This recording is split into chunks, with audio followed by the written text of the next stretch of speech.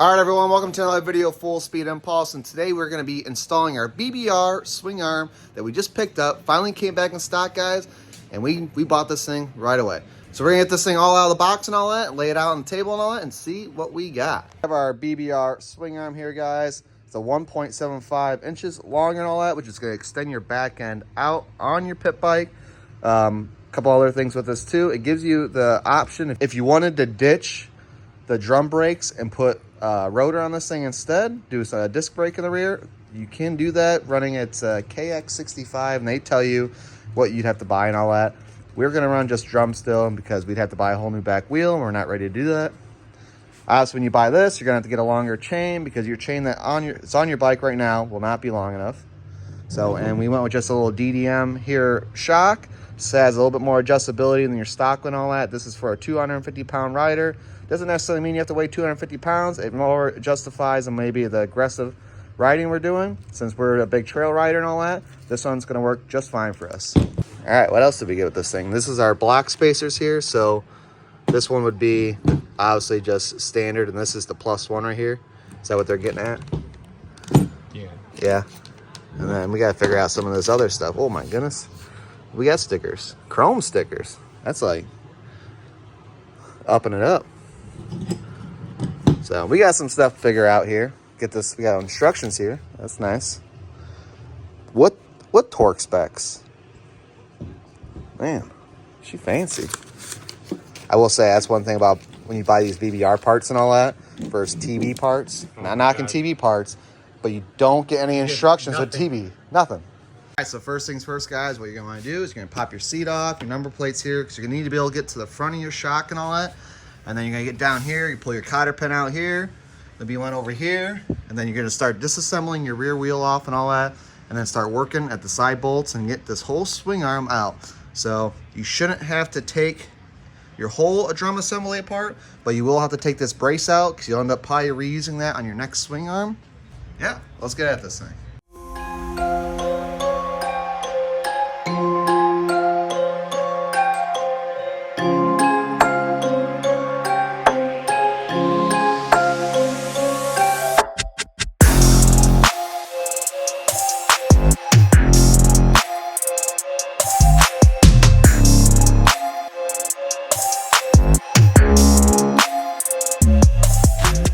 All right, so now we are on the install part. Hopefully you got this all gutted out and not having any issues, guys. Remember, you will not have to take your rear shock out if you're not replacing it with another rear shock. You just have to take the bolt out on the bottom, but you can leave your one on top alone.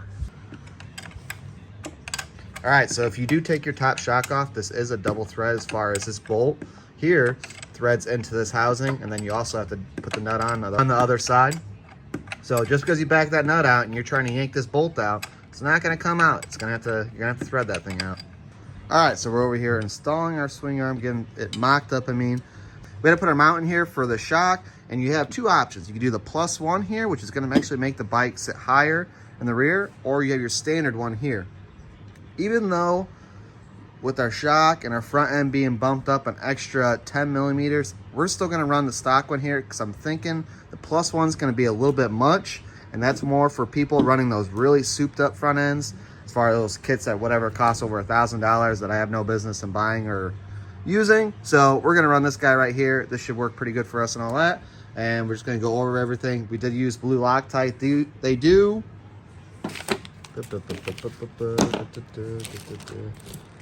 They do supply you with some Loctite and all that, but we're gonna save that for, I don't know. We're not gonna use that.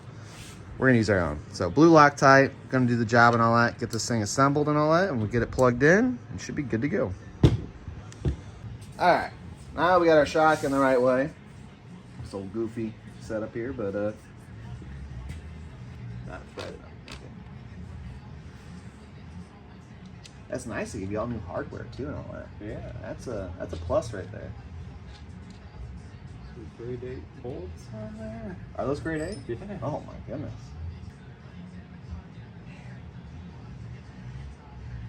It kind of looks like she could use the +1. I don't know. Man, you just tell me right now what we should do. I'm not telling you. You tell me right now. What? Well, okay, now you can see it visually. What are you thinking? Think it looks a little tucked up? I just don't want to feel like I'm riding downhill the whole time, you know. Maybe let's not tighten this one up then. Let's just leave it loose for now. Yeah. And then we'll get our wheel on and all that, and then we'll be able to get a better visual. All right, so we got a modification here, guys. It's telling us to carefully cut your OEM brake rod. Recommend using a hacksaw, leaving 3/4 of threads to install the brake rod adapter. Since we are going to be extending our swing arm, this is why we need to do this, because the brake, pretty much the one we have now, ain't gonna fit, not gonna be long enough. We need the old extension. Wish you just buy one. It's too bad we just didn't get the last 45 minutes of us using the hacksaw and cutting that off. But apparently, guys, it doesn't matter, because that nut there's a magical nut, and that thing will thread on anything. So, and our rod was a little bent up here too. So, thankfully, I think we're gonna be able to make this thing work. But hey, BBR, if we're spending what we're spending, throw in an extra $3 and give us a fresh rod for this thing. Come on. But other than that, kit is looking pretty good, guys. Guys, we just noticed too that we don't have to use these things anymore, which, if you know, these aren't, they work, but they're not the most desirable.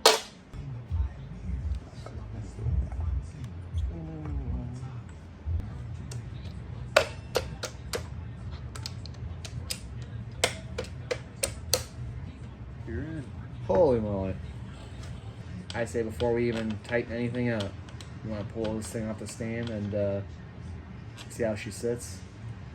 Yeah. Yeah, I think.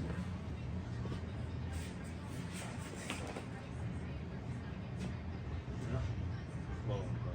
It's very low. Huh? It's low in the back. So?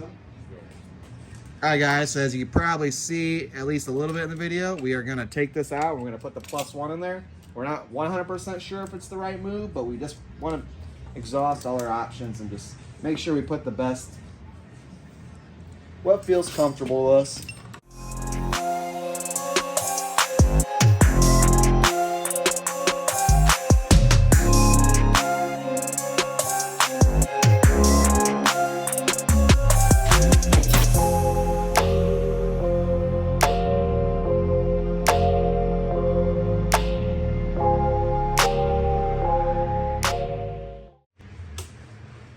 She is definitely feels tall in the rear.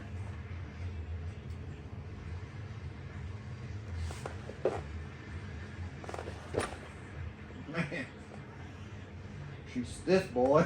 Yeah.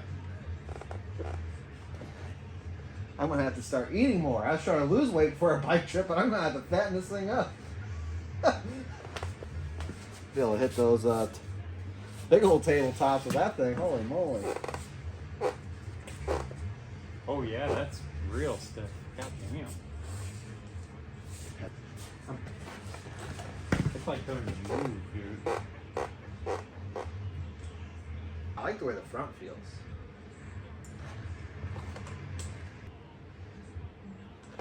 I feel high in the rear now. I think I would put that other one on and crank the preload a little bit. Yeah. Yeah. Alright guys, so after some talking, we are going to put the other spacer back in, but we're going to try to crank up our preload, which is those things that spin on your collar of your shock, and try to tighten it up a little bit to adjust our sag, and hopefully that'll make the bike feel just right for us. Seemed like at the beginning with the stock one in there, it was just a little bit low on the back, which we were kind of worried putting this in to be a little too high, and that's exactly what it is. But not only that, if it were to sag with this on, it'd be okay, but it's not sagging, and it's so stiff in the rear right now. So back to swapping her out. All right, guys, now we're up to the buttoning up stage here. We made it's we made a silly mistake, but I was the one messing with this shock when we first got out of the box, and I was just playing with the clicker and all that. Well, it was all the way on the slow mode, which made the shock crazy stiff. So as soon as we backed it off, to about, I don't know, there was 20 clicks, so we went up to 12 clicks towards the fast side, but pretty much in the middle. And it made it feel so much better that this is definitely the winner right here. This is the breadwinner. The old standard spacer here. We're not going to go with the +1 just because we're a little bit heavier. We're going to try to adjust our sag a little bit more with our, isn't it called a spanner wrench? Mm-hmm. Yeah. Well, we don't have one of those. Nor do we have a brass punch. Guys, so you're going to put your chain guide in before you go installing your chain. And what they're saying for the Klx110L, I'm guessing the spacers were for the CRF or something like that. Is that what I seen? Something like that? For a stock steel swing arm. Oh, I gotcha. Well, that's not us. So you're not going to be using these guys here. So you're just going to take this, put that puppy in there like that. Getting down to the details now. We got our fresh chain on. Got everything tightened up here and all that. So now, if you guys never mess with a chain adjuster like this, you might just be using small bikes. All you got to do is you're going to thread this bolt out here, which will push this outward, and you'll use these marks right here, and then you're just going to tighten that nut up when you're happy where you want to be, and be good to go. And obviously you got it on each side, and we're going to get this thing all adjusted up. All right, so we got the BBR swing arm all buttoned up now, guys, and this bike sits freaking awesome, and I highly recommend you guys going with these Mida tires too. I think they set off the whole 110. And the nice thing is too, like if you do any trail riding and stuff like that, when you hit rocks and all that, you don't feel it like in your rim as much. Like I know you guys know what I mean, because when you're on those skinny tires like those there and you hit a rock, it's like, ooh, like that's not great. But with these here, it's a little bit better. Gives a little bit more cushion. So we got a rebound and all that set up pretty good on the bike, and she is dialed, guys. I highly recommend going with an aftermarket shock. That was not an expensive shock, but the world of difference in feel compared to just this. This is just a pogo spring here is what that is. And, you know, it did good for us for the time being. And, I mean, it's still a good upgrade when we did this. This is a BBR spring. But we moved on. And really, for the price of what you do for this in the rear, it's not much more just to go for that extra amount of money and get that DDM rear shock. DNM, something like that. Either way, this thing's sitting really good, really plush. It's got a really good feel on travel and all that, and suspension now. If we wanted to stiffen up the rear or the front just a smudge, we could put some stiffer fluid in it, being our thicker fluid, being maybe a 15 weight or something like that. I don't know what comes in those stock, but I'm gonna guess 10 weight. So overall opinion, really easy install. The only difficult part, which wasn't difficult still, was that you take your brake rod here and you had to cut it and put this nut on here instead just to extend it out. And we actually had to tweak it just a little bit. Don't know if that's because your factory one doesn't line up as well or because ours was bent, which is a good possibility. All right, guys, but that's it for today's video on our old BBR swing arm here. I hope you guys enjoyed the video. Make sure you follow our riding trips and all that, because first time we go riding on this thing, we're definitely going to be putting down a fresh review on how we think that this is performing. We do a lot of trail riding, hill climbing, and all that. You'll find us out in Kentucky, up in Michigan, doing all types of stuff. Whether it's in the sand or up in the hills in Kentucky, we're getting at it with these pit bikes, having a good time ripping these bikes. So that's it for today. Until next time, we'll see you later.